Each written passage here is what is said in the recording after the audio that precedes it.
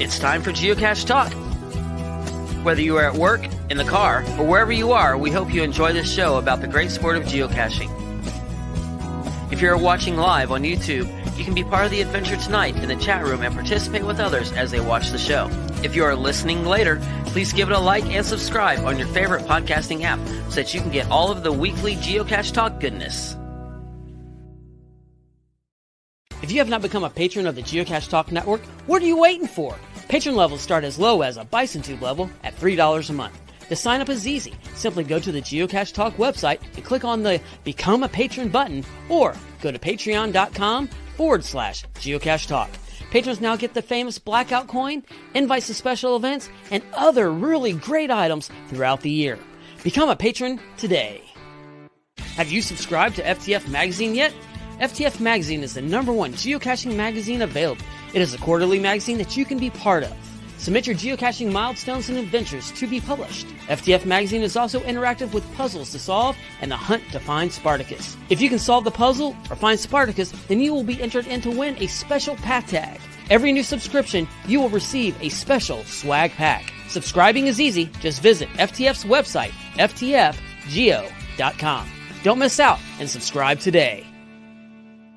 Logwork, the creators of the fantastic logbooks made with genuine write-in-the-rain paper. The logbooks designed for the micro-containers of the present and future, geared towards the hider who'd rather go caching than doing cache maintenance. Find them at logwork.com. That's LOGWERK.com. Hey, everybody. Let me do a little bit of opening, and we'll get started. Big thanks to Derek, Baker 6 Clan, for the graphics, and our new patrons, Rosebud 55112, returning patron DE Crypto Man, and Juanita. She's had a book released, so check out the book. It's on the Geocache Talk community page. And our featured patrons this week is our Kansas patrons, and I was doing the eyes last week, and I forgot Idaho. I am so sorry. I don't know how I missed it, but we have David, who lives in Idaho, and so there you go. There's Idaho. And then for our Kansas patrons, Owen, Mary, Carrie, Ryan, and Lori are our Kansas crew. Thank you so much to all of our patrons and all of our contributors. We've had some give on YouTube, so thank you to them as well. Thank you all for keeping the show on the air, paying all the various bills that we get to keep this network running. And so there we go. Let me bring in the entire crew for tonight. We've got everybody. Well, everybody. John and Jesse, Memphis Mafia, are my co-hosts, and then we have a couple guests. So we've got Sharon with us. Hello. Hey, Sharon. And I got Josh with us. Howdy. And Josh had a little bit of pull the curtain back a little bit. He had to get everything reset, right, buddy? Get you on. Firefox was not letting me in, so I'm on Opera. So yeah, some of them can be a little bit. A little squirrely. Yeah, they get a little squirrely sometimes. Yep. All right, so we got a lot to talk about tonight, but first we got a couple of quick news items. So let me do that first.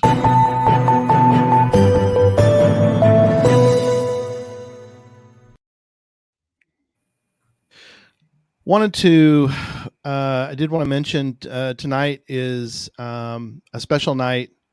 Next week also is a special night in the Geocache Network family, as we're going to be announcing something pretty big. And the way I'm sure people are like, oh, it's clickbait. You're just trying to get people to come back and watch the show again. No, this is really big. Everybody also, yes. What's your point? We know Gary loves to spill the beans. So Yes. so if we all got on Gary and said, Gary, you can't spill the beans on this one. This is something huge. It's something huge. Oh no, Gary just spilled the beans. You can do that. You can do that to me next week. Yeah. Because we are going to be spilling beans next week. Mhm. Yeah, a lot of beans. So No teasers, not even like the top. no, I'm not allowed. Sharon, Don't I am tempt not him, allowed. Sharon. Don't tempt him. I am not allowed to because I One will of Gary's strengths is spilling the beans. And if I would you get in tempt him trouble. too much, Not a we good have secret keeper for yeah. sure. No, I'm horrible. And so I've fortunately kept my mouth shut because I've had people ask like, well, wow, this can't be that earth shattering. And my thought is, oh yeah, let me tell you what we're doing next week. And like, no, I can't do that. I can't do that. So I've kept my mouth shut. I've not said a word. And then next week I get to blurt it all out. So that'll be great. So don't ask me this week, people. Don't do it because I've already had people do it. I was at the Texas Challenge and people are like, oh, well, what's going on? I heard you got something big coming up. Like, yep, I can't talk about it. Well, I'll tune in. Yeah. And then also we're at the end. We're down to the final matchup of our cache type madness. So, John, why don't you tell everybody, give people a quick recap and kind of tell people where we're at right now. Yeah, so Cache Type Madness, a big shout out to people with Geocache Talk. We want to put out the question, what is the best geocaching type? We set up polls, encourage people to vote, got a lot of good votes, a lot of good feedback out there. So we're pretty excited to announce the final matchup tonight. And dang, and this is in honor of March Madness. Absolutely. Yeah. But this is the real sport, geocaching, Absolutely. March Madness, I mean, it's that other sport, that other thing, but I mean, we all know deep in our hearts geocaching is a real sport, Yep, absolutely. We all know that. So let's show the results on here. So in the first matchup we had Mystery Cache versus Adventure Lab, and we can see in here Mystery Cache blowout. Adventure Lab pretty darn good. Yeah, big time on that one. So who is Mystery Cache going to face in the final matchup that we're all asking on this one? Yes. Now, in the event side, there was some pretty good competition along the way, but our winner is Mega Event Cache. So Mega Event Cache beat the community celebration event. So we're going to have Mystery versus Mega for the final matchup on here. And Ooh, that's a tough one. Go ahead, Gary. It's been a real tough one. For those that haven't been following along or been voting along or anything, we started with all the cache types that are active. So a couple of them were like barely in the running. I mean, I don't even know if they're a cache type anymore, like Where I Go or some of these other ones. Stop it. Sorry. Is that still a thing? Definitely still a thing. Definitely still a thing. Okay. There's a button on the back of Jesse, and I like to come up to him from behind and push the little button once in a while. And hey, mini cachers who are not that smart don't like Where I Goes. It's okay. I get it. It's above their level to make one. I get it. It's no big definitely deal. above. Maybe next year we're going to have Where I Go Madness. Put the top Where It Goes out there and then see what is the ultimate Where I Go. There you go. We can do that one. But the good news is with the matchup, here's a QR code. Anybody watching the show right now can use this QR code and vote. We'll also put out the link to the poll on social media on that one. But please vote. Please put it out there and let's find out what is the best cache type. Is it Mystery or is it Mega Event on that one? Yeah. Leave that up for a second while I mention too that it is kind of funny that we're down to two sort of not really related cache types because they're not even close. No, but makes it kind of funny. I think that they came up through their own bracket. So events were all in one bracket, so they all had to kind of compete together. And then we had a legacy. So like actually technically virtuals are in the legacy category. So they had to battle it out on the webcam virtual side of things. And so that one completed. The legacy one completed. Virtuals won for the legacy cache types. The ones that are you can't go do. They're still out there, but they're not really what we would consider active cache types because you just can't go do a virtual unless you get one. Right. So Yeah. All right, cool, John. Thank you, sir. Yeah, Appreciate you are welcome. that. And that'll be fun. Go vote. And oh, look, Jesse, we got even semi younger. He's not. I mean, he's younger. Mark will tell you, he's not. But I mean, no, he probably say he's younger. Younger That's than all relative to who's saying it. So absolutely. But he's This saying is where just I go proof school. that Jesse can pay off one guy to say where he that's goes. right. That's all I can afford to pay off one guy. That's right. Although it is tracking because Mark's a very smart man. See, there you go. So maybe there's something to that. So Yeah.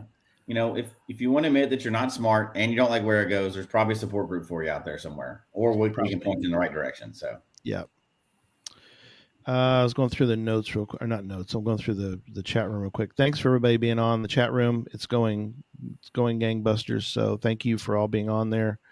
A lot of faces or a lot of names we see that are. Well, people are very interested in going over this mega tonight. So yeah, absolutely. So let's start with let's kind of back up a little bit. So let me back up even further. Even before it was announced, you guys found out that you were getting Woodstock. And for those that don't know, Geowoodstock moves around location to location, and you sort of have to put together a proposal and make a bid. So yes, the Olympics. Yes. So what was it like for you two to find out that you had won the bid? I should probably let Sharon answer this one. Well, seeing as I didn't even put in a proposal, it was really shocking. Right. Yeah, I wrote a proposal independently and submitted it, and eventually it was selected. And I had to tell my partners in crime for the Spring Fling Mega, Sharon and Jim, Photo Mom, who he's not here tonight. He's at an event about for tomorrow's eclipse. Right. And so yeah, he's in Texas. He's yeah left us here on our own to try to get through this cohesively, but we coherently. But yeah, so I submitted it, and fortunately it was selected. And so I was in Arizona actually at the time. We live in California, but I was in Tucson visiting my mother, and got the call from Brad, and I texted Jim and Sharon and said, "Hey, do you guys mind jumping on a Zoom real quick for Spring Fling?" And so I had to make up some some stuff for that. It was like, get on the meeting. I covered two things that would have been easily an email or maybe even just a text message, and it's like, well, I've got one more thing. And I sent them an email with awesome. The proposal in it. They read through the proposal. Well, I could see Jim didn't read through it. I saw his eyes shift, noticed, like totally see what it was, look back at me straight through the camera, just like, what have you done? And Sharon, I can see her eyes light up, and she scrolls through it real quick, and she's like, this is actually pretty good. You should submit this. And I was like, well, I'm glad you think so, because we're hosting Geowoodstock 20. So so she, her jaw dropped. I wish I had gotten a screen grab.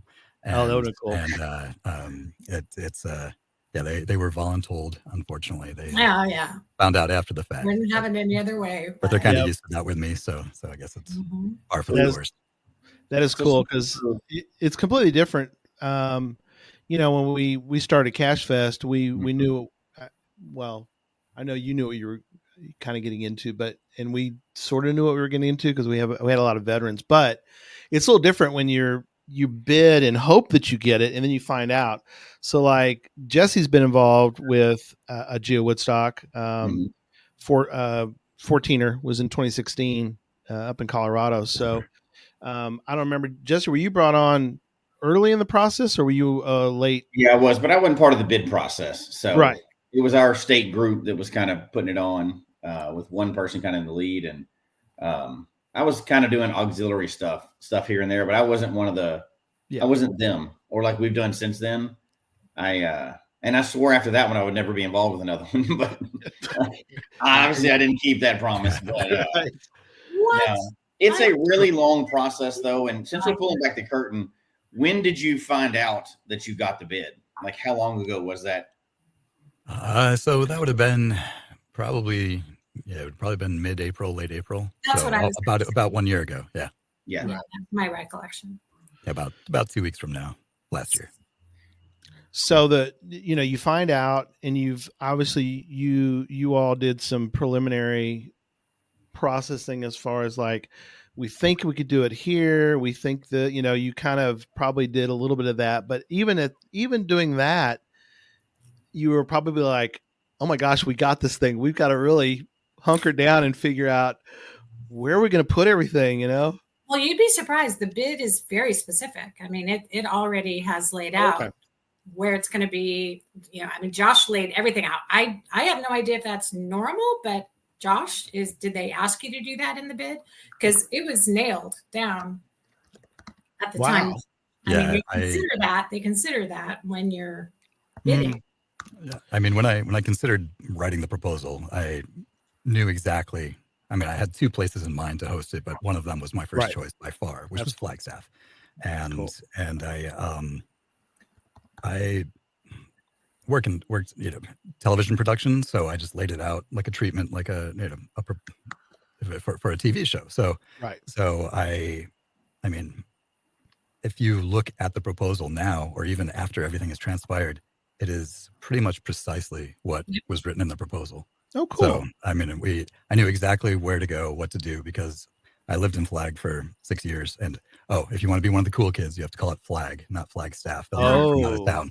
So, good to know. Yeah, they'll know you're an outsider. So, but I'm curious, Josh, since I came in later, how specific did you have to be with the location in order to be considered? Because I'm sure the committee needs to know that you've got your act together, or they're not going to award it to you, right? I mean, I named the venue for the mega. I all of the side events. I mean, they didn't give you guidelines in that respect? No, actually, I mean, you can go on to the geowoodstock.org website, and it has a very loose framework of what they're expecting in a proposal. So you can really create anything you want. So it's up to your creativity, and I'm sure that that helps you, on the decision end, just how creative you are. Oh man, I got to ask, because I think Arizona is a cool place, a very cool place. Like what was it for Geowoodstock this year where you're like, it has to be Arizona in your pitch?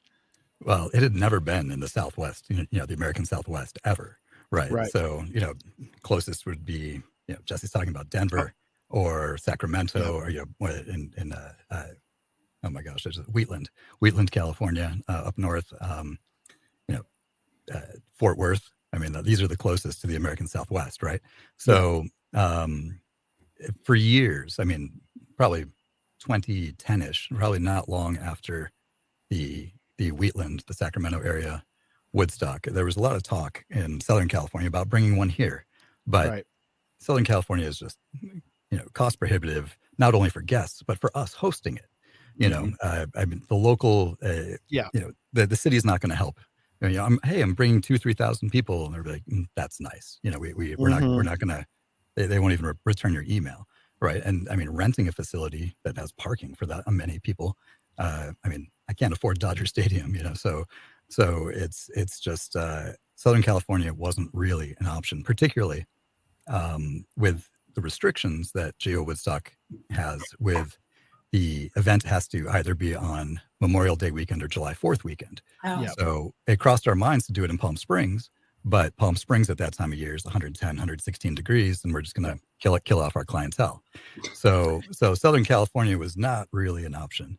And I mean, I went to college in Flag twice. I lived there for a total of 6 years, and I mean, I love the place. It's outdoorsy. It's 76,000 people. So it's a small town. It's at 7,000 feet of elevation. So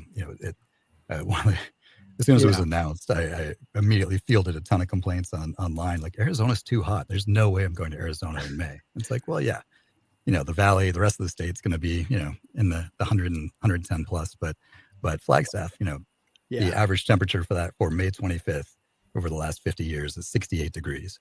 Yeah. So, it's going to be a beautiful day. It's going to be, maybe a cloud floating, a little Simpsons cloud floating through the sky. But I mean, it's just going to be a gorgeous day. It's a cute town.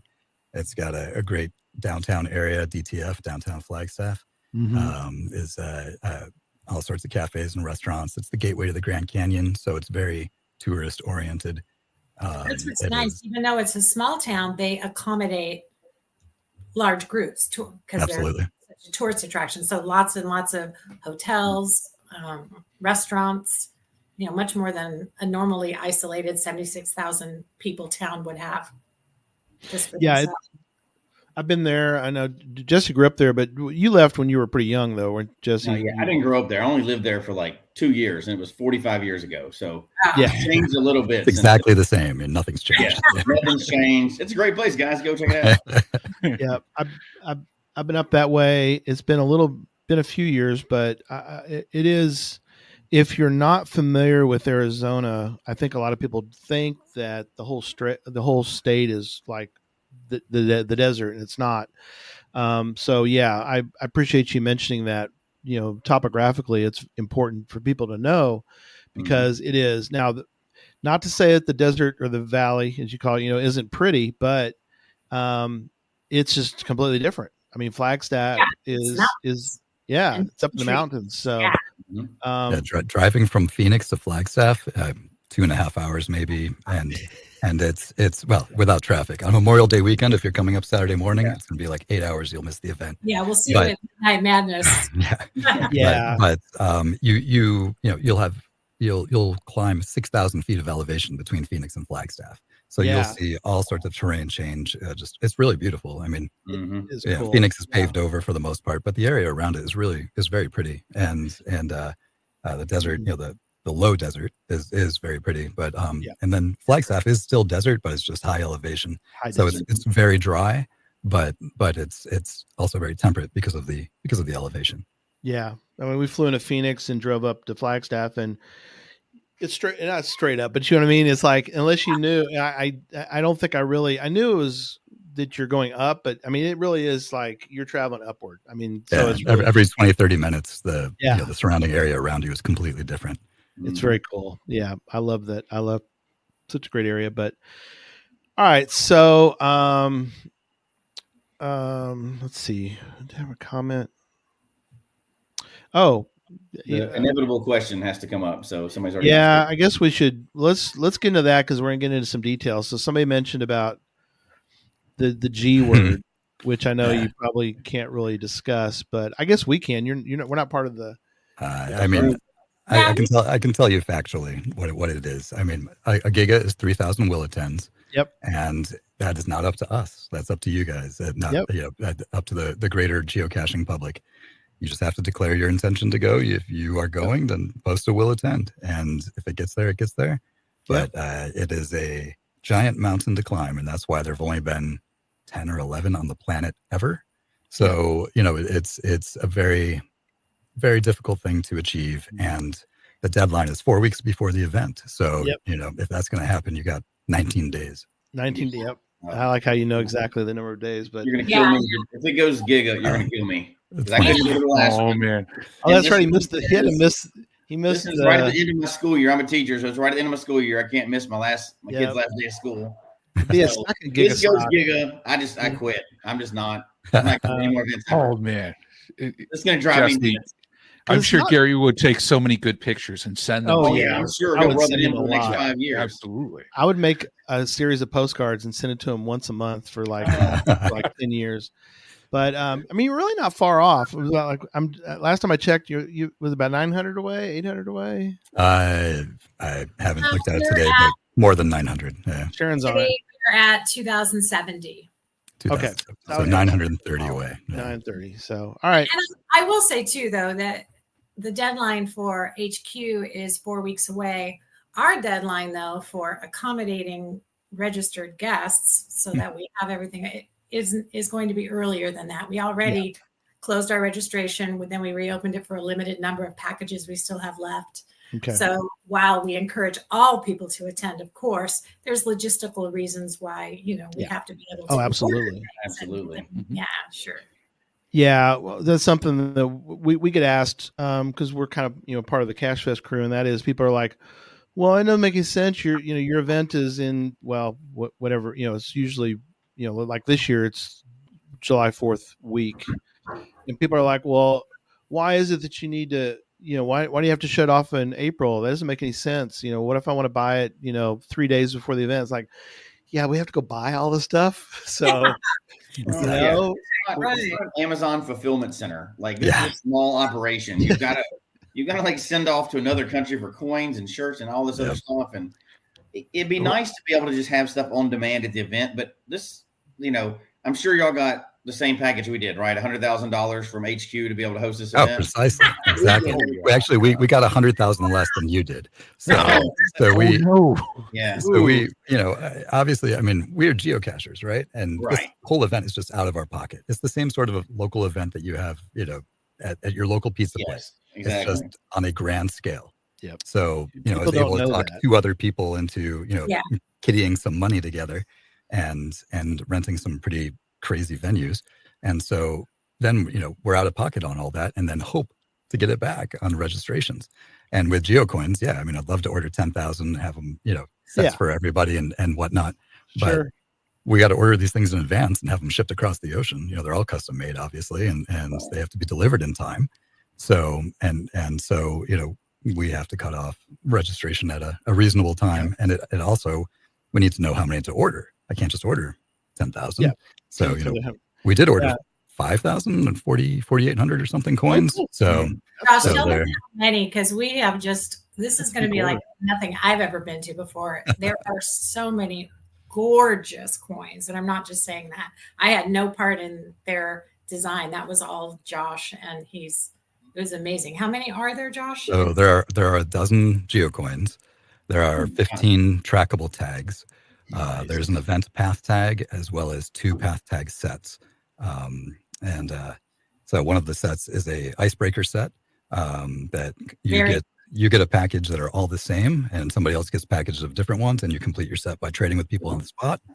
Very cool. And the other set, the other path tag set, is a mature audiences only set of. Oh, right. Okay. So. Yeah, path tags come in 3 flavors, I guess. There's like the everybody ones, the everyone public ones, and then there's the mature level, like PG-13, and then there's the restricted level, and these are the middle ones. So we're the middle ones, right?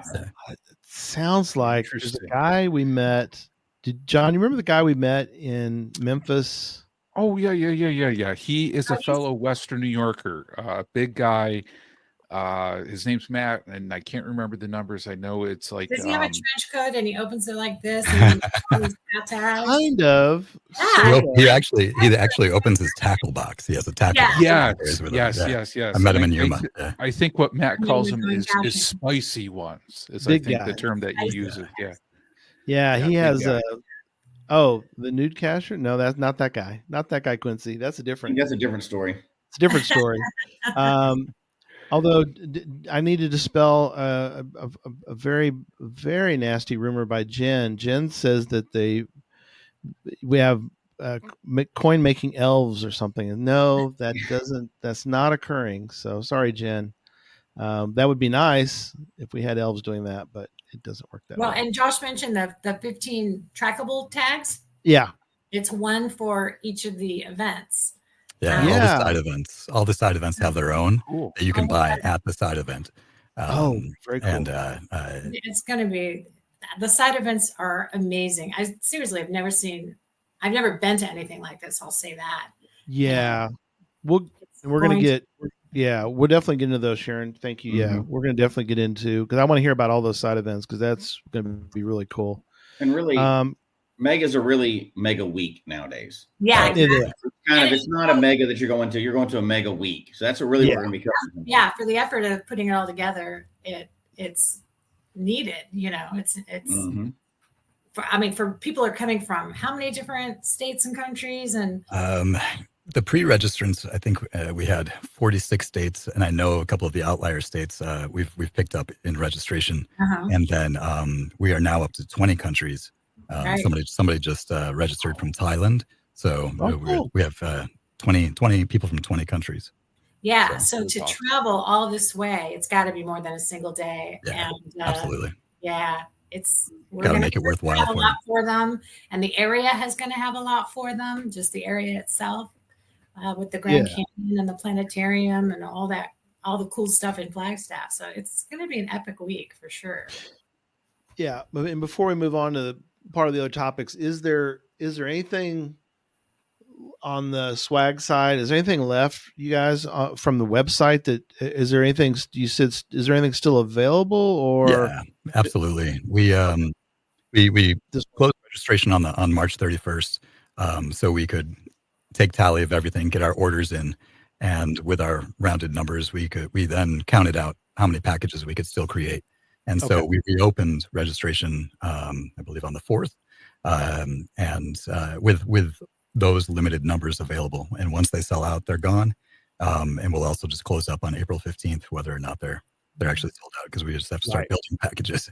So no, exactly right. Yeah. So I'll put in announcement was made. All the announcements are on the webpage. That announcement was made, on April 4th. So yeah, I just put in the chat room. It'll be in the show notes as well, and the show notes will be up on geocachetalk.com later tonight. But yeah, geowoodstock.com/shop if you want to check out last minute potential items that you could get. So that's available. Did you see the question that just appeared on the bottom, Josh? Was that from Direwolf, that one? Yeah, exactly. I think you kind of answered that, but are they still able to buy coins even if they're not going to the event? Yeah. Well, if they're not going to the event, they would have to have somebody who is able to pick them up at the event, or after the event, they would have to pay to have them shipped to them, because we are not set up to be shipping in advance. Correct. We're not set up for shipping at all, but we'll accommodate people who, unable to make it last minute and stuff. And if someone wants it from who's not attending, there will be certain coins available for sale, but at the event. But we're not saving coins after the event. We're just selling out the rest of the stock at Geowoodstock. So if you do want something and you're not attending, I would recommend buying a package now and having somebody pick it up for you, because there's really no other way to get the coins. Right. Is there do you guys have is there a particular host hotel that you want people to stay at? If there is there a cutoff for trying to get discounts or anything for the host hotel? There isn't actually a specific host hotel. A number of hotels have offered discounts. We actually just got one today up on the website. A new one today.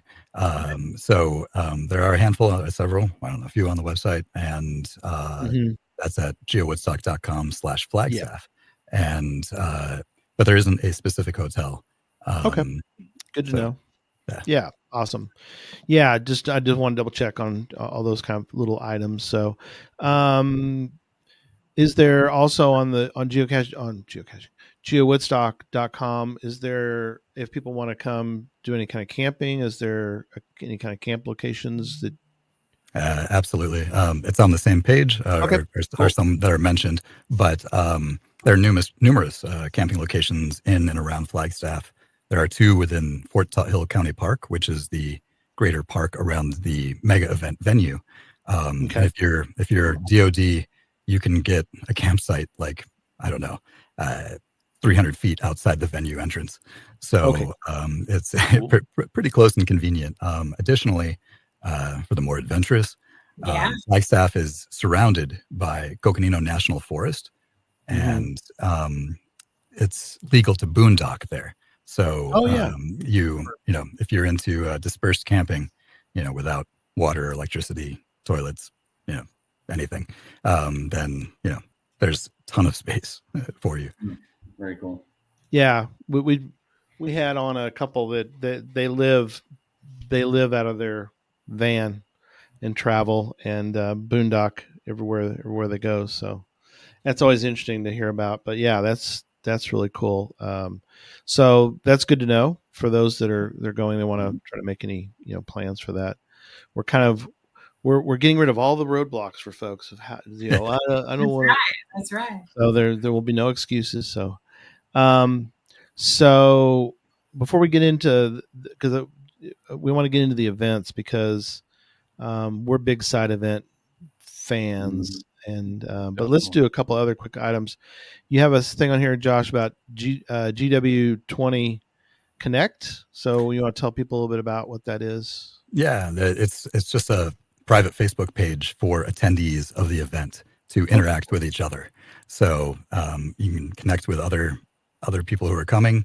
If you're trying to find somebody to cache with, or just learn about caches, favorite caches of the area. There are a lot of locals in there, as well as if you're looking for a roommate, share a room or whatever. That's the place to find it. So there wasn't really a forum available for that. So we just recently whipped that up. There are probably 400 people in there already. So, very cool. A lot of communication. And one of the topics that came up in there is state trust land. And there's a lot of concern over permitted geocaching. Did you have to get a permit to geocache in Flagstaff? And it's sort of gotten carried away with that within the group, but you do not need a permit to geocache in general. But Arizona is very vast, huge open spaces, and not all of it is public land, but a lot of the land is held in trust, and they authorized, they did way back when, and then there was a rocky relationship for a while, but back in 2016, it was reauthorized to use that land with a recreational permit. So the permit is easy to get. You get it online. You can get it for individuals. There's a family permit, a small group permit. You won't need one in Flagstaff itself or even the surrounding area. Most of the Arizona Trust land is much further south and dispersed around the state. But if it's like $15 and it's online. It takes you 2 minutes to fill it out. If you in the Flagstaff area, you might need one, and I'm not even sure about this. You might need one for the Saturn Geo Art. That hiking trail, I believe, cuts into trust land, but aside from that, you really don't need one in Flag. If you really think you're going to be doing a lot of off-road caching, far-flung, it's absolutely better to have one and not need it than need it and not have it. So $15 online, not a big deal. Yeah. And does that cover, Josh, every national forest? Because I think when I was hoping to go to Arizona in January, which didn't happen, but got to get back to Arizona for like the Tonto National Forest, I think it was a $15 permit as well too. And to get to the Arizona's oldest geocache, which I think is named Geocache, in fact. But onto that one, I think from what I remember, you can still walk in to the cache from the road. But if you want to drive a little closer, you need that $15 permit.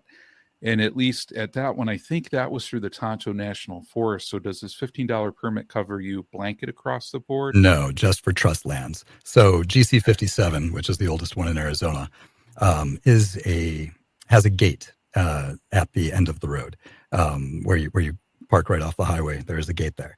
To get the code, you do have to have that permit, which is I think $15 also. But you pay for that permit and you get the code. But then you can drive up the dirt road and then hike, and there's still a hike, but you don't have to hike up the dirt road first, which is actually a fairly easy stroll to begin with. So you can save the money and park at the end, but also, great segue, guys. In the GWXX Connect group on Facebook, one of the cachers has offered a shuttle service. So he has the permit because he lives nearby. Awesome. He's going to park inside the gate, and all you have to do is walk up, hop in the car, and he'll take you out and bring you back. Or you may have to walk back. Very cool. So, but that's in that group. But yes, that is not. I don't believe that is trust land. And if you're, if it's Tonto National Forest, that's a different permit. Flagstaff, on the other hand, a couple hundred miles away from that, is surrounded by Coconino National Forest, which I do not believe has a permit to enter. But little bit of research online will save you a lot. And if you go in that group that we created on Facebook, there are locals that will be answering all these questions. So. Very cool. Nice. And then another quick note is we did a show a few weeks ago where we talked about Geocache. I don't know other way to put it, but it's Geocache, which is the benchmarks that were put out in a couple of states. And one of the few states that was done was Arizona. So if anybody is trying to complete the set of 5 or whatever it is, or set of 4, I forget now how many there are, but there aren't many. But if you are coming to Arizona, that you might want to check out. There's an actual cache near it, but another cool thing, another reason to come to the area. So many cool things in Arizona. Oh, absolutely, man. Yeah. A lot of cool stuff. Okay. Side events. Let's start with, and then I want to get into discussing most of those, but I do want to jump down bottom of our notes as something that we've been involved with. We announced the return on the show. We announced the return of the Adventure Maze, and so you're going to have a version of. There's a few different versions around the world. Actually, one that kind of bounced around Europe. There was one in Canada, but I heard through Rumor Mill you guys are going to have an Adventure Maze out there. So tell us a little bit about what you got going on that. Well, it's true. I'm trying to give Sharon a chance to talk. I'm just talking the whole time. So. I don't even know what to say about the Adventure Maze, but you got one. We got one. Yeah, it's being created by our group, and cool. Yeah, all new, all brand new, and that's key. That's really key, Sharon, because I've heard from many like, I did the Adventure Maze. Well, they're not all the same. So like, a lot of people's ears perked up when they heard there's a brand new one. So brand new. Yeah, that's awesome. It'll have its own GC number separate than the one before, right? So it's another fine for people. So people don't realize that sometimes. Yeah. Yeah. And it's available all week. Is it? Friday, Saturday, Sunday is the plan. Okay, cool.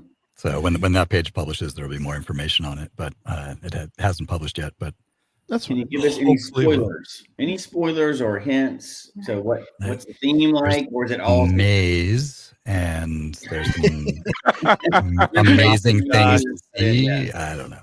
Stop it! That sounds so good. Amazing. It's just amazing. So it's amazing. It's amazing. Yeah.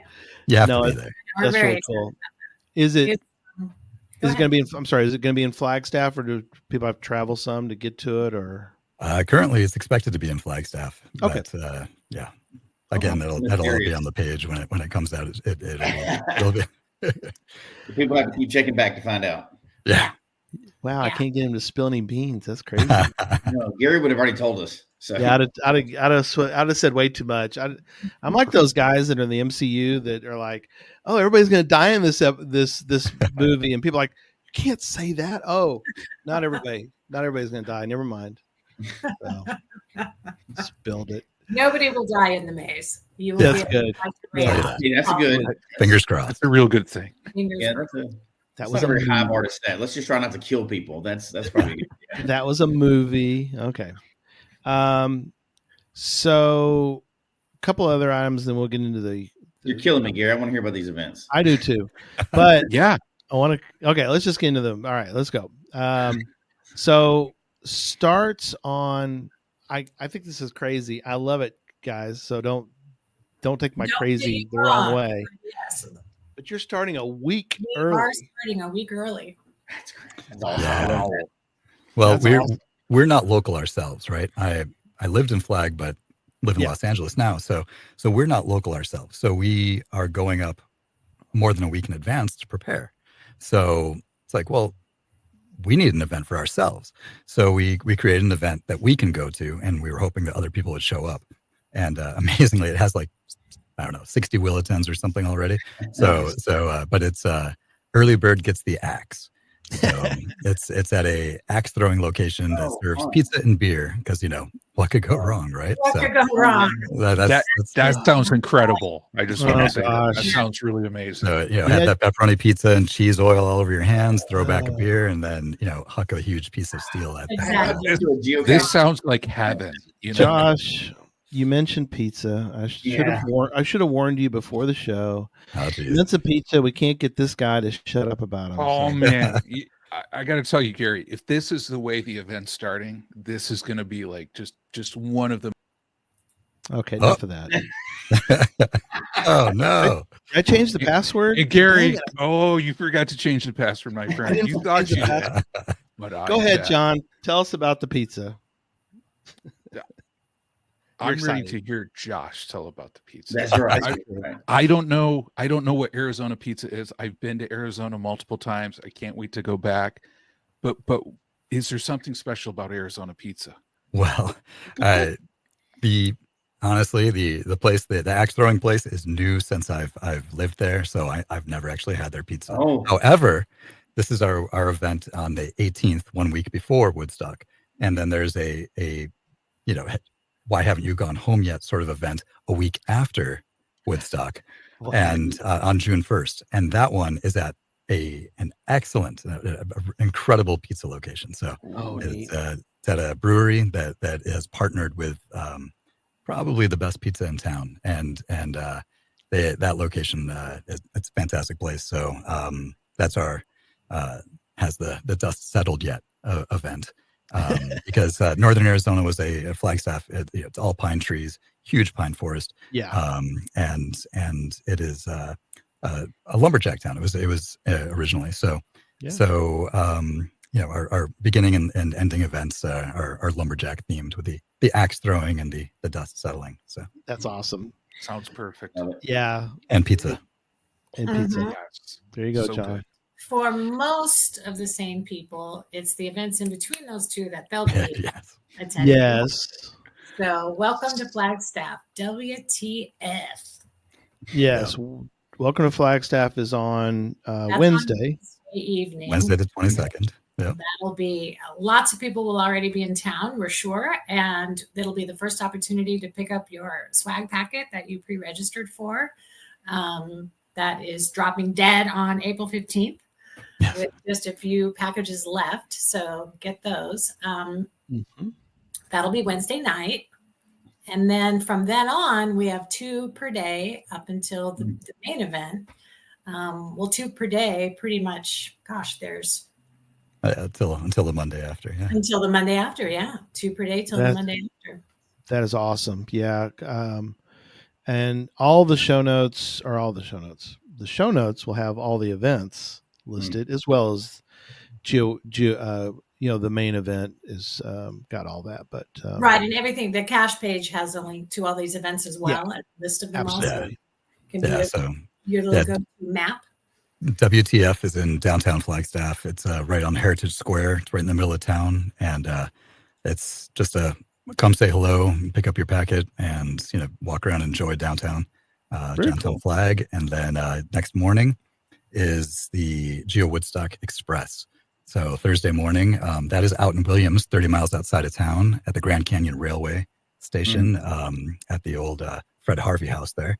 And just a breakfast buffet, if you want, and on your own time. And from that event, a lot of geocachers will be getting on to the train to the Grand Canyon. So at 9:30 when the event ends, half of us will be on the platform waving goodbye, and the other half will be on the train heading to the canyon. And that is such a great trip. That's worth the trip right there. There's a 20% discount for train tickets available on our website as well. Nice. My recommendation is to get a dome seat on the way there and get your cheap seats on the way back, since you're going to be sleeping for the entire ride back, and save the money. Don't splurge on a dome for the ride back. But the train will get back around 5:30, I guess. I think Thursday evening, and then you can drive back to Flag for Get Your Kicks, which runs from 5 p.m. to 9 p.m. We've rented out Starlight Lanes on Route 66. It's an old 1950s bowling alley, and so we have the entire place. We were paying for your shoes and your bowling for those 4 hours. What? So they also serve pizza and beer for anybody interested. That's right. But Yeah. those Now we're we're not paying talking. for. But we're covering your shoes and your bowling, and we've rented out the whole place. So that should be fun. There'll be And that'll package pickup there too. that'll be the second then opportunity for pre-package pickup. The Oh, evening, neat. basically the evening events, not the morning events, would be for Yeah. package. Yeah, all the PM ones, actually including Yeah. the Axe event. But all the morning ones, we're not hauling them out to Williams or in the case of the next event, at the top of the mountain. So Friday morning is 2 miles high. We're having an event at 9,500 feet of elevation at the Agassiz Lodge on Humphreys. It's actually probably Agassiz Peak. And during that event, you have the option of purchasing a ticket to ride the gondola up to 11,500 feet. Oh, so the Pints and the Pines? That's in the evening. This is that's this evening. is 2 miles high. Noon. Yeah, this is noon to 2 miles high. Oh, 2 mile high. 2 miles high. You're right. Yeah. Sorry, I jumped ahead. So Pints and the Pines is that evening at a old Route 66 roadhouse that has an incredible history. Pints and the Pines was at the Museum Club, which was built in 1931. The guy who built it wanted it to be the world's largest log cabin.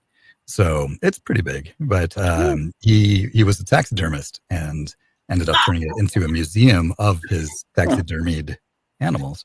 Yeah. Some of them are still there. So it's actually called the Zoo in Flagstaff as opposed to its real name of Museum Club. But it's cool. A pretty neat place. In the 50s and 60s, it turned into a Route 66 roadhouse, and then later just a bar. And that's what it is today. And so that's the pre-party for the main event. It is. That is Friday night, 5 to 9. In the main event, Geowoodstock 20. Yeah. That's going to be a full day. The 20th anniversary of the mother of all megas. The very first mega event was Geowoodstock 4. So it's some good history for the 20th birthday, and we're hoping to throw a pretty nice party. It's going to be awesome. What all do you have? What are some highlights of the main event that you want to? These are just beans I'm not willing to spill. Oh no! Come on! Gonna have to come. You got to watch out. Gary is number one thing spilling beans. Number two thing is getting others to spill the beans. Right. So if I had a pizza for every bean he spilled. Oh my! You probably have had a pizza for everyone. Yeah. Not quite. Probably pretty close. Okay, cool. So Scott mentions there's some discounts too if you get the. Yeah, it's really good. Yeah. It's really good to pick up your packet in advance because the city has been working with us and gotten a lot of discounts. If you wear your badge or show your badge at various restaurants and stores, you'll get discounts around Flagstaff. No, that's a good point. Yeah, that's good. Yeah, that's something I always encourage people to do. The whole team would tell you, encourage people to do is go to the events early, or go to the early events and go to the early events early. Get your packet, and there's always good stuff in there that you'll miss other things if you don't get your packet early. So, and that way you don't have to stand in line on the day. You can just walk right into the venue. Yeah. And from a previous Geowoodstock that I was involved with, if you always tend to get tons of RSVPs, or bulletins for the main event, and people kind of forget to do that for the side events. And it's extremely helpful to know if you're doing an ice cream event at a local ice cream shop that 700 people are going to show up. Yes. It's important for everybody to know that. So absolutely. If you know you're going to these events, not everybody does, right? But if you know you're going to the side events ahead of time, like who would miss some of these we've already talked about, right? Like, there's one you go ahead and hit your bulletin on that too, because it's not going to get mega status. You're not going to mess anything up, but it's hard to, you're throwing axes and drinking beer and now you have 700 people show up. That makes for a different night for those people. Absolutely. Yeah. Get your bulletins in. Very good point. Yeah. People forget. They're like, I'm going to the mega. It's like, well, are you coming in town early? Well, yeah. Are you going to all the side events? Yeah. Get your bulletins in. Yeah. Absolutely. Help the team out. Well, and if you're picking up packets, if 50 people are picking up packets or 500 people, you have to man that differently. So absolutely. Yeah. Or don't. And then that's the same people that go, why is there a line here? Yeah. Right. 500 people showed up that we didn't know about. Yeah. So be nice. Be a good geocacher coming to Arizona. Be a good Do stuff well, and we'll attend all the stuff. Let us know you're coming. Yeah, thank you. Please. One of the very first episodes of Geocache Talk was me interviewing Jesse in line. I was in line. He was working it, but I was in line at a side event, and I stopped him and Christy and got the audio for, I don't know, it was like Geocache Talk number 3 or 2 or something like that. It was early on, but it was great fun. With hosting a mega at the time, so I don't remember. Yeah, I mean, the other thing too is, real quickly, is that I did want to mention is that if you're in town, go to the side events. They're great fun. I mean, don't miss them. They're just great. It's all part of the experience. All these events crashing together are all part of the experience. Yes, you could just go to the mega, but man, you miss out on so much of really getting to talk to people in different environments and fun stuff all week long. Agreed. Yeah. And we made it so our pre-party and our post-party venues can both accommodate 1,000 people. So cool. We're hoping for big crowds. No, that's awesome. Yeah, definitely. And then a couple events on Sunday. Well, after the Geowoodstock, there's the after party, right? After party on Midnight Madness. Yeah. Yeah, we rented out a 1906, I think, theater in downtown Flagstaff, the Orpheum, cool. And hoping to provide some entertainment and that is going to trackable trading and just a fun evening of attend event for sure. I mean, they all are, and they all have their personalities, but I'm looking real forward to this one. I'm looking forward to all of them, but this is going to be a good one. Yeah, this one, it'd be interesting. Beans, but there's something really cool to see at this. Oh, neat. Well, what is it going to be, Sharon? Yeah, exactly. Dang it! He's got you beat, Gary. They already know my all my tricks are gone now. I can't. I forget and some of the Woodstock aficionados could probably tell me when the very first Midnight Madness, but it's sort of become a tradition for Geowoodstock to have a Midnight Madness. I've been to a couple, Fort Worth and Gigastock, but I don't know if I went to did y'all have one up in Colorado, Jesse? Do you remember? Oh gosh. They did path tag trading and all that. I'm trying to remember. I know we did path tag trading. I don't know if we had the side events at the breweries, obviously. Oh yeah, those were great. Yeah, breakfast event, donuts, all those standard events. Mm-hmm. I don't remember if we had that nighttime event or not with that specific theme to it.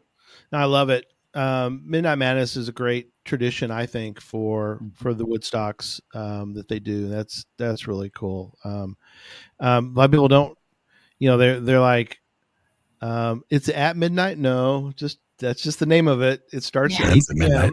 We are stretching till midnight. 8 till midnight. Yeah. Yeah, 8 till midnight. But 8 p.m. 8 p.m. Madness didn't have the same ring to it. Yeah. Yeah. No, it doesn't. But I like that we keep the name Midnight Madness for Geowoodstock. So, okay, we're starting to get toward the end. You've got a couple. Yeah, one of my very favorite events is coming up. So let's keep going. Yeah. So we got a CETO coming up. So that's cool. Sunday morning, KFC, keep Flagstaff clean. Our chance to give back a little bit, and KFC, yep. I just hope there's enough trash to actually pick up, because we already have 200 or 300 people signed up for that, well attended for that event. So I hope we'll probably be out there after Midnight Madness, throwing trash all over the bike trail. Just, we'll get in the morning. So bring your own trash and then just pick it up, and you can feel good. There you go. Not a problem. BYOT party. Yeah, exactly. Bring your own trash. Yeah, those that's always interesting. I've been to a few after a mega. I mean, I've been to others, but just the ones after megas are kind of cool, because sometimes you can kind of get to talk to people a bit more that you didn't maybe get to talk to as much, because you can kind of walk and pick up trash with some folks that maybe you're because things can be kind of hectic. And to me, it seems like Cito sort of you kind of get to slow down a little bit, kind of walk and clean up an area and be able to. So I would say definitely don't skip that, because it's a good time to talk to folks and do a good thing. Clean up the. Well, and it ends the week on a good note, right? Like came in, we drove all through the city, we did all this stuff, drove around crazy, acted like a fool. But before we leave, we're cleaning up. Give back a little bit. Yeah. And the city's providing everything, so you just have to show up. Bags, grabbers, gloves, dumpster, all that fun stuff. The city's bringing it, so just bring yourself. Awesome. Standing on the corner. Now, is this in Winslow? Exactly, Josh. You're well versed in this story, so go. So this is most definitely not in Winslow. That's a corner. It's just a random corner, right? How random is it? Well, it's a ton of BS. Jackson Brown in 1970-71 used to, late 60s, early 70s, used to spend a lot of time in Sedona and Flagstaff. Right. And he was in East Flag, and his car broke down. And there are two stories. He's either waiting for his friends to pick him up, or he's hitchhiking. Right. And so he's waiting. He's standing on a corner, and on the corner of Route 66 and Schweitzer Canyon Road. Okay. And a girl in a Toyota pickup truck pulls out of Wiener Schnitzel drive-through. Oh, you're right. And takes a double look at him. Right. So she realizes who it is and takes, surprised to find him standing on a corner in East Flagstaff. Right. And so he writes all this down, and gets his ride back to Los Angeles, and tries to write this into a song for like a year. And nothing rhymes with Schweitzer Canyon or Wiener Schnitzel. I mean, these are tough words. Right. So it doesn't make for a very poetic song. And so he lived in Santa Monica, and in this little like 6-bedroom or six apartment little very California apartment complex. Right. And one of the people who lived just down the way was Glenn Fry. And he was pretty much the epic poet, right, of the Eagles. So Jackson Brown shows this to Glenn Fry, and he's like, changes a couple things, and all of a sudden, one of the biggest songs of the 70s, right? Take It Easy. Yep. Right. So they slowed it down by taking it wind slow. And in the 70s you couldn't really have a Toyota, so various reasons, and so became a flatbed Ford, and so the theme was there, but they changed the location to east of Flagstaff out in Winslow. But fortunately that Wiener Schnitzel still stands. Really? Yeah, it has a different name. It's privately owned now. It's not part of the chain, but it's still there. It's still the same old A-frame with a hole in the middle of it for the drive-through. Just like all the Wiener Schnitzels out there. So we're gonna go stand on the corner, and I love it. Enjoy a hot dog, and maybe we can bring a speaker or something and play the song. So that's perfect. Mm-hmm. That's a great story, because I did not know.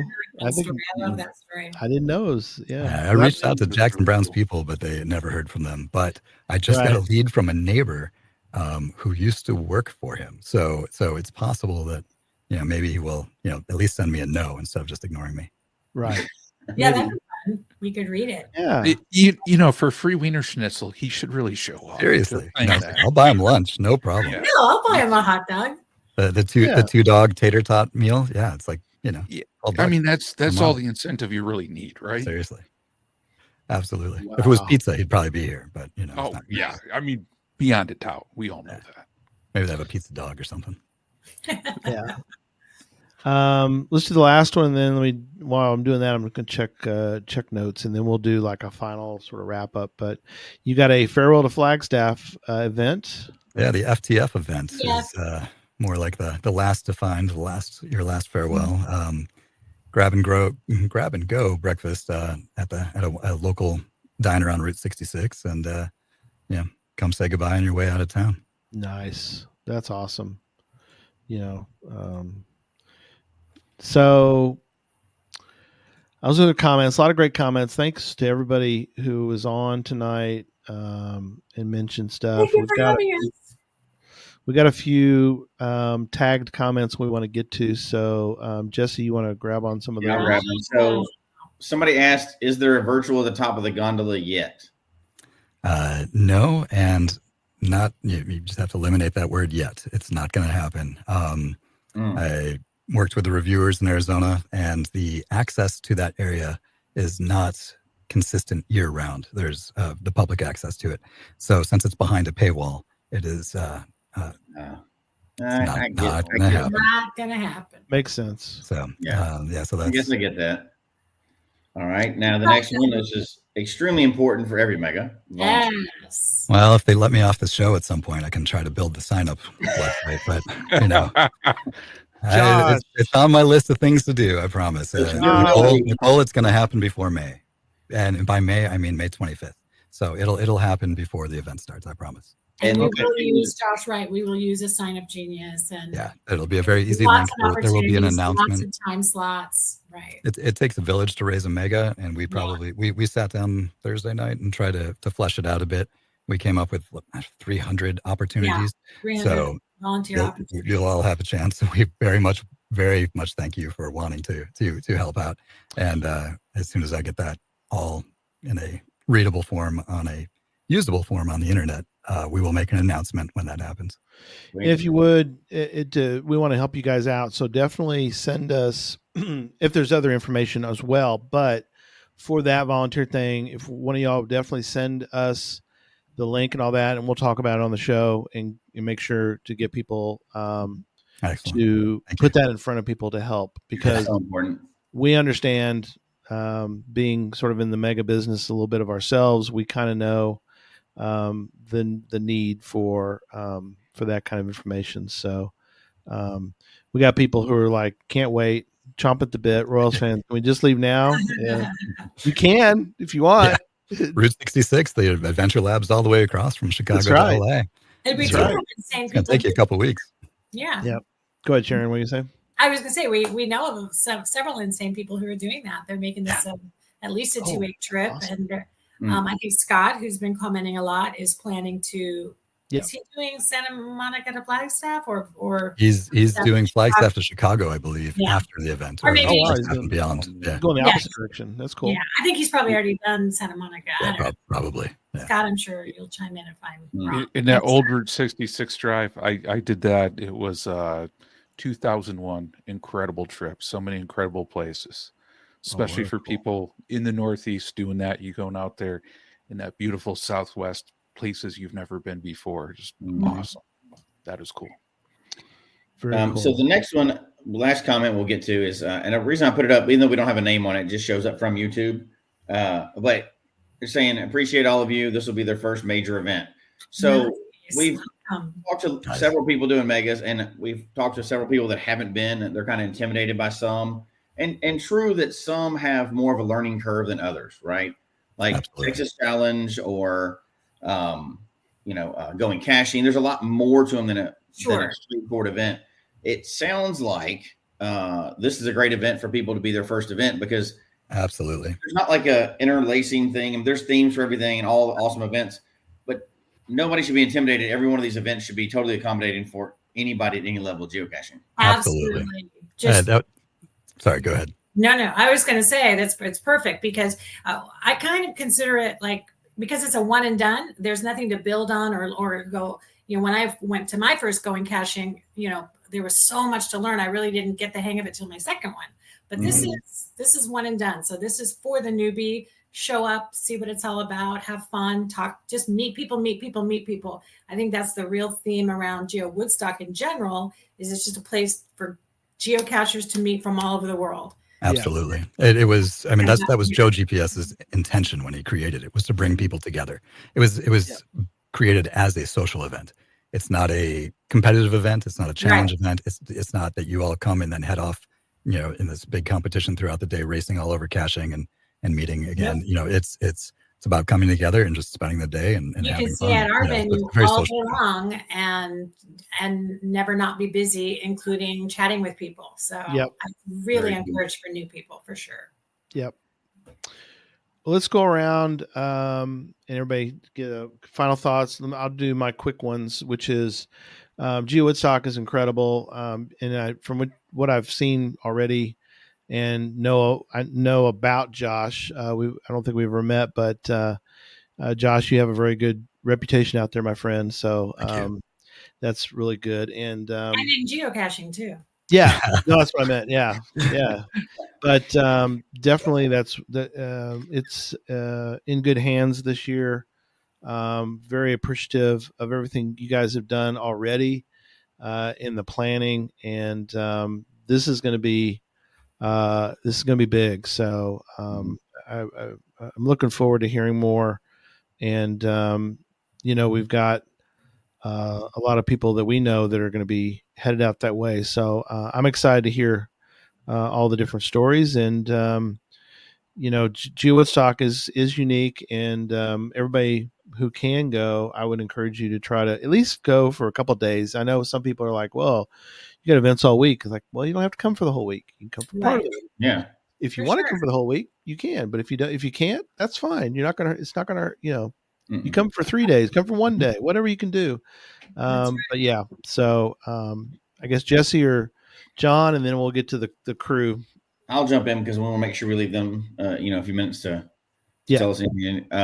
So I am extremely jealous. I wish I was coming to this at Mega. This is one of the megas that I had on my list this year, but there's just no way. Work schedule for me prohibits me from going. But that's the only thing, because every one of the events sounds great. I really want to get back out to that area. I hadn't been out in that area in a while, a couple years at least.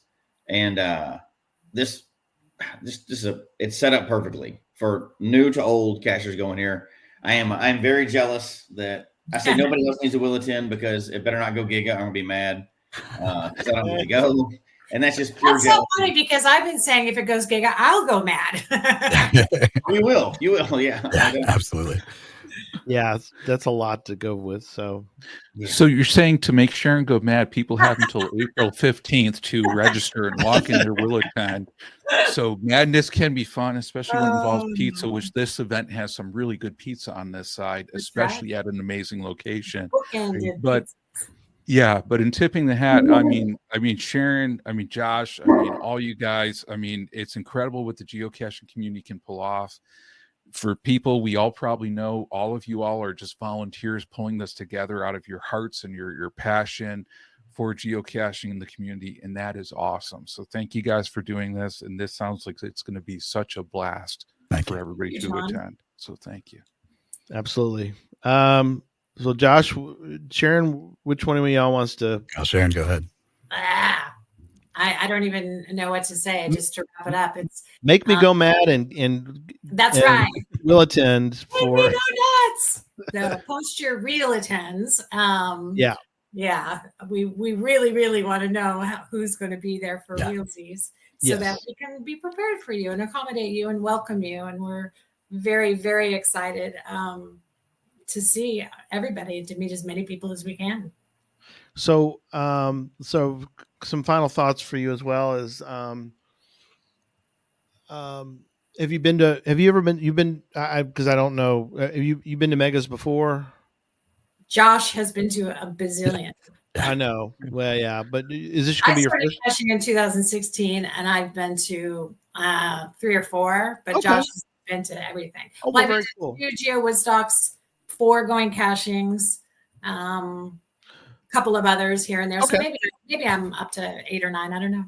Well, what's cool though about that is that you have some experience, which I think is really cool. So Josh has a ton. How many Geowoodstocks have you been to, Josh? Mega events, I had probably 30 something, and then awesome. 3 gigas. So yeah. Well, I'm so glad, Sharon, that you're on board for this. With some of that, that you're coming from a sort of different perspective, which I always appreciate when you have a team, that you have people that are not, all have the exact same type of background. And background set. Yeah. I would say that about Josh, Jim, and I is we all bring something completely different to our mega events. Yeah. That is awesome. I've been to how many spring flings too? Well, there you go. Yeah. We didn't get a chance to really talk too much spring fling, but we have a lot of friends that are involved with spring fling. So check out. Definitely over 10. I forgot about the spring fling. Yeah. Yes.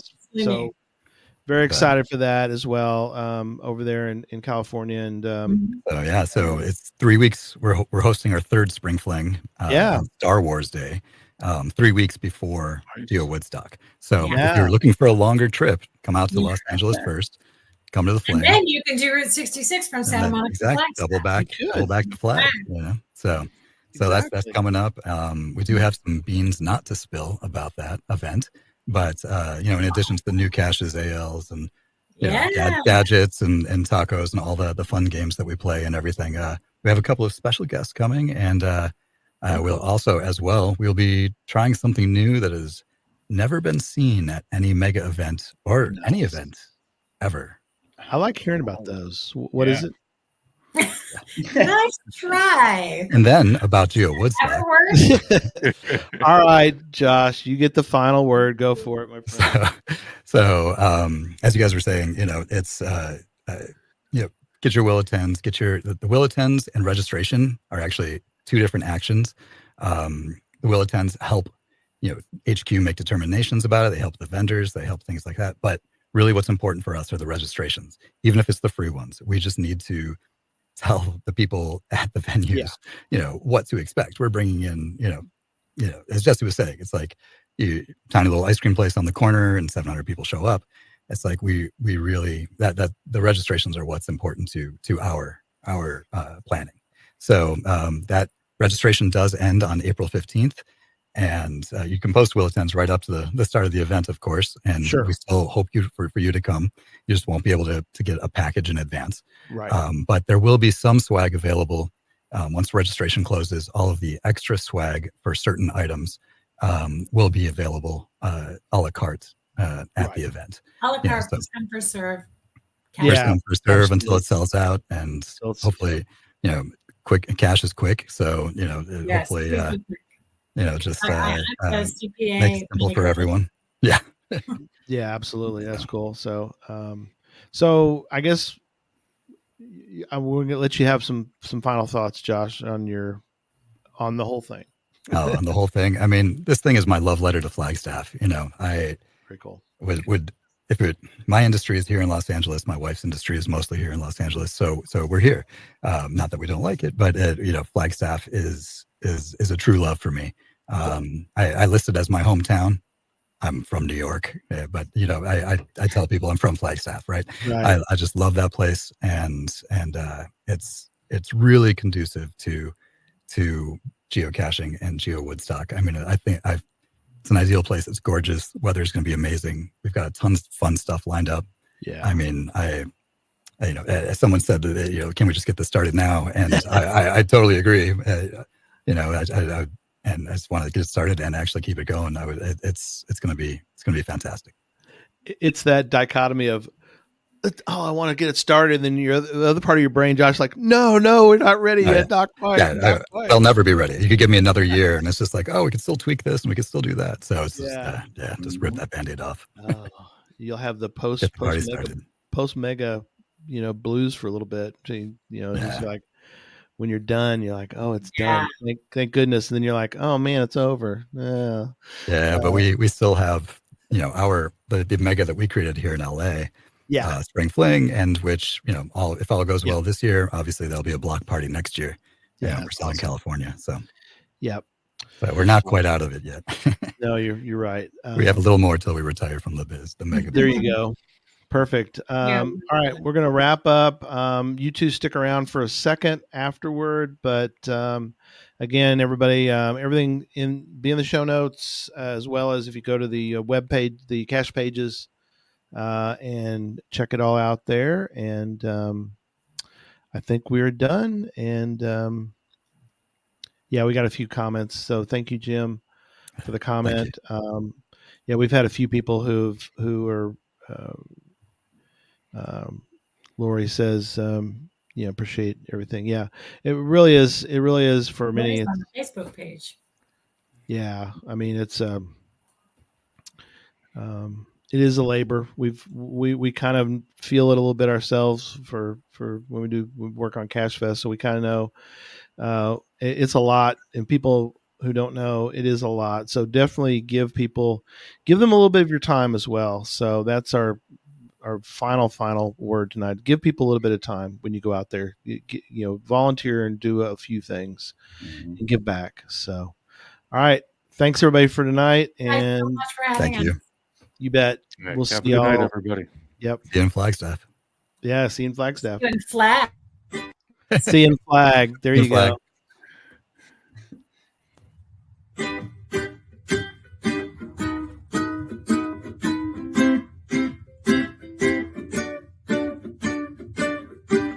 May your finds be many and your DNFs be few. May the terrain and difficulty both be less than 2. And whatever it is you're looking for, may it find its way to you. And may we all meet again. Folks, we hope you've enjoyed the show tonight. Please email us your comment at geocachetalk@gmail.com. Don't forget to follow us on Twitter, Instagram, and Facebook. The show can be found on Apple Podcasts, Stitcher, Radio Public, or Spotify, as well as at the Geocache Talk website. Don't forget to click that subscribe button below and ring that bell notification so that you can see and hear the show on a weekly basis. And tell your friends about the show. Get them involved with us in the chat room. And until next week, don't just talk about geocaching, go geocaching.